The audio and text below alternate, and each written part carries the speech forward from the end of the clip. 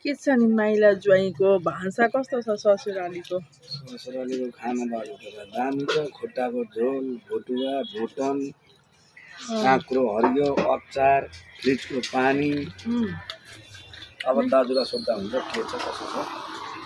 ज्वाइँ जेठान, माइला ज्वाइँ जेठान कस्तो छ खानपिन? राम्रो छ नि? राम्रो भएको छ त हामीलाई त राम्रो त्यसै भइगयो नि हैन, ज्वाइँलाई चाहिँ हुन पर्यो। अलिकति नुन चाहिँ हिजोदेखि नै लागिरहेको छ। यो ज्वाइँको आरोप लाउने अनि खोर्सानी पनि खानुहुन्न हरियोको बारे? हाम्रो दाजु खानुहुन्छ, म चाहिँ खान्छु अलिकति हुन्छ त्यो गयो। सासू फेरि थप्न तयार हुनुहुन्छ।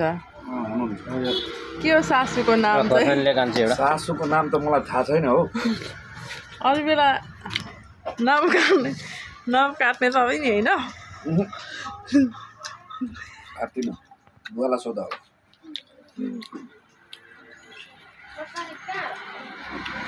दाजु त भन्नु त खानाको नाम के हो?